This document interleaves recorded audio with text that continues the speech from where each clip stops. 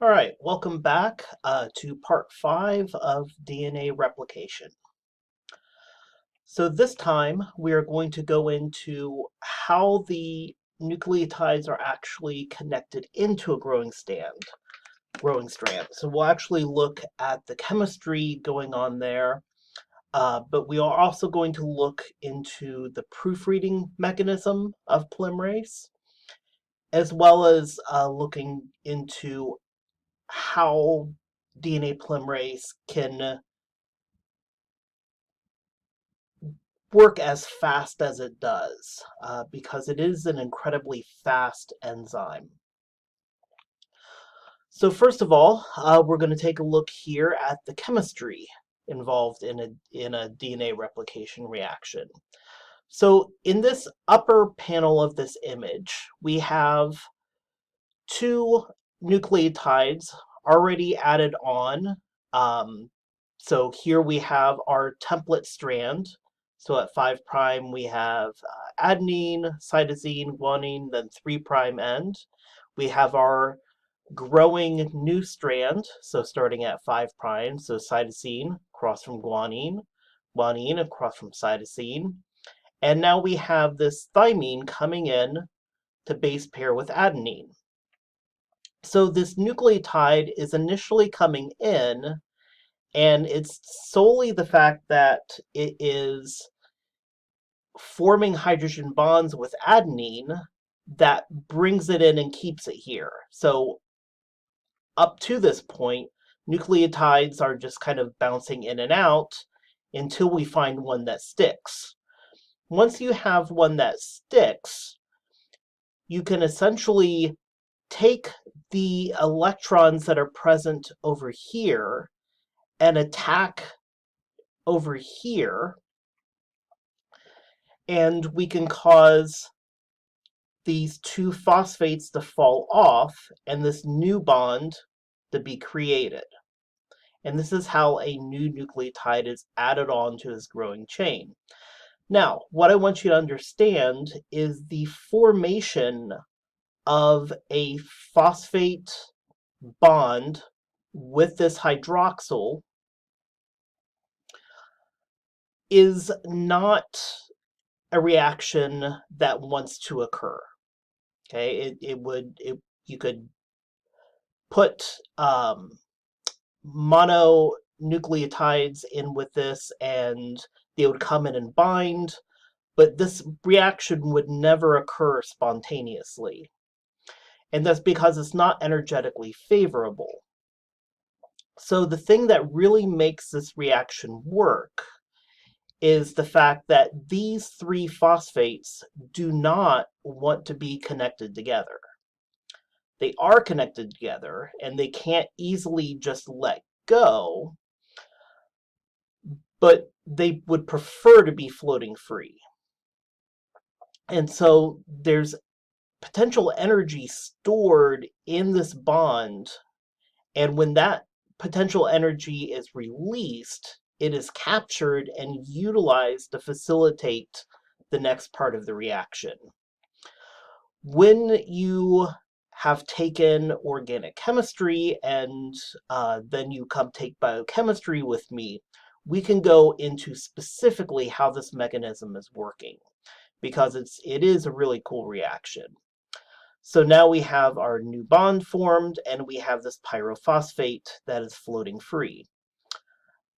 Just as a sneak peek, this pyrophosphate does not stay as this pyrophosphate, which is two phosphates adhered together. This will actually be cleaved into two inorganic phosphate molecules. And the fact that this compound gets degraded so quickly actually has a pooling effect driving this previous reaction forward. The mechanics behind that require a bit more chemistry, so just keep that in the back of your head, and we will eventually, over the years, come back to that concept. All right. We've discussed before that that DNA polymerase III is a progressive enzyme, and what we mean by that is that it remains attached to the template as it is synthesizing the daughter strand. So DNA polymerase can slide along the DNA, but it doesn't fall off. It does this because it has particular subunits that help keep the actual polymerase part on. So if you recall, there is subunits that are put together that are solely involved in the polymerase process, but there are other subunits that help load the polymerase onto the DNA and then clamp it onto the DNA. This entire complex of the polymerase with its clamp mechanism is called the holoenzyme. And remember, whenever you see holoenzyme, you can infer from that that it is a multi-subunit type of structure. So in this case, it's the beta subunit, which forms a dimer in the shape of a ring around the template DNA. And we refer to this as a clamp protein because it is essentially a clamp. It fits around and it can slide up and down on the DNA, but it can't fall off. Now, the clamp protein itself needs to be loaded on. And so we have several subunits which actually are involved in recruiting the clamp proteins, the beta subunit, and loading it on to the protein. So this is a multi-step scenario where you have progressively more and more subunits coming together. Each additional subunit helps load the next subunit on. So we have the clamp loader coming together progressively, and then we have the clamp protein coming on, and then that recruits the actual polymerase subunit.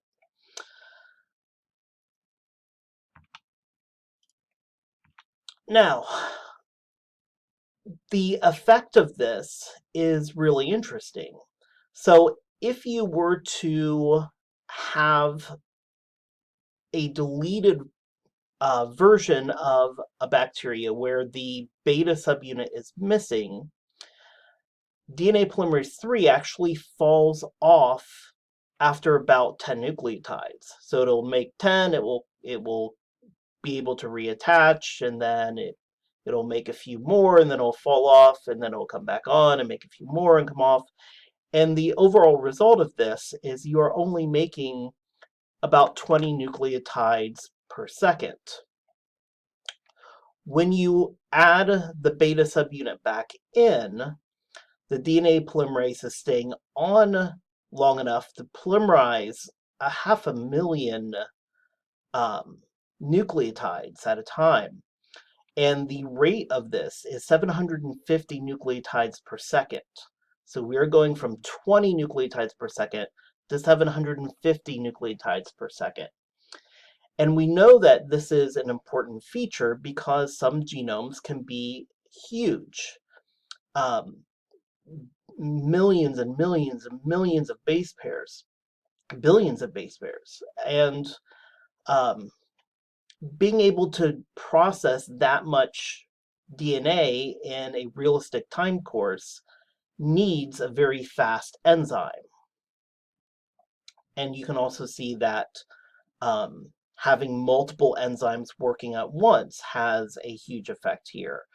So, this is talking about one polymerase on one part of the replication fork. So let's say on the leading strand.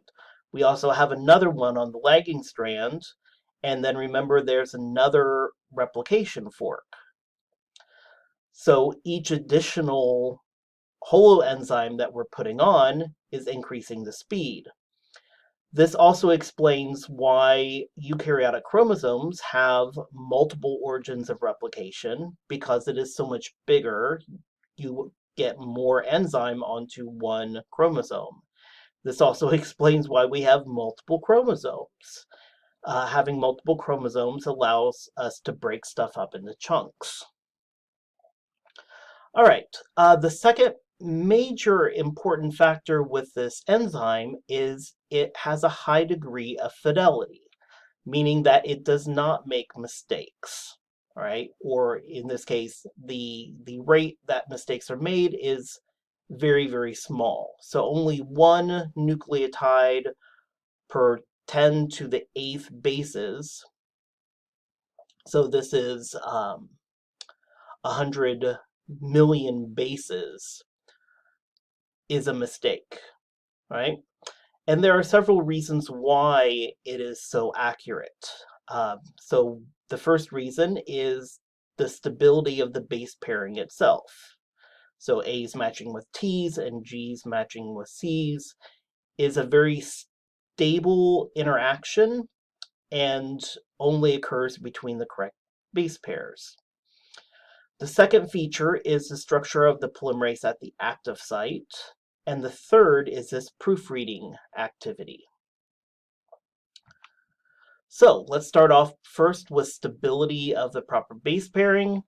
We've seen what it looks like to have proper base pairs.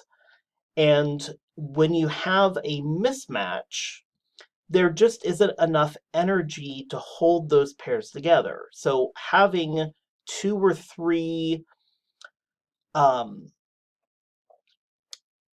hydrogen bonds occurring at the same time while also having van der Waal interactions with the base pair preceding you makes this process very stable. If you only have one hydrogen bond, it's lower energy than 2 versus 3, but also without the 2 or 3 correct hydrogen bonds, you don't have the van der Waal interactions occurring between the base pairs. And both of those are very stable. So if we were to take away the configuration of the DNA polymerase, which is adding to fidelity, and take away the proofreading aspect, we would have still a really good error rate here. We only have 1 per 1,000 base pairs being put in as a mistake, right? So only 1 in 1,000 error rate is already pretty good.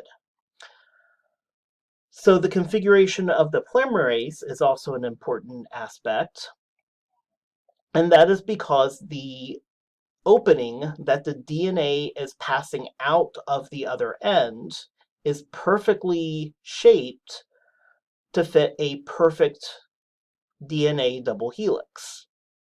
Anytime we have a mismatched pair, it's going to cause a distortion in the helix. And that distortion prevents that from fitting into the site properly. So the shape of the active site is actively contributing to it, as well as the base pairing of the nucleotide itself. So the combination of these two together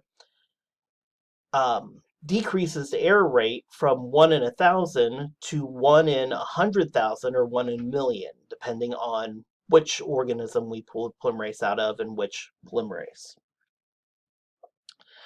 The third factor here is the proofreading function. And what we have is anytime we find a distortion in the helix, this will activate an exonuclease activity that is occurring in a 3' to 5' direction, and that will chew back the DNA, and then DNA can essentially restart. So here's an image of this enzyme. We have a C, which is a mismatch, and then we're still putting in other nucleotides. It can't go forward, so it goes backwards, and it shoves that up into this pocket, and that pocket is where the exonuclease activity is.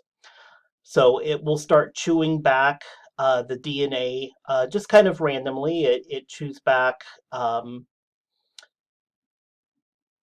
usually a bit past where that incorrect nucleotide is, and then it will restart forward. If it hasn't reached that point, it will then repeat this process until it has chewed away that improper mismatch.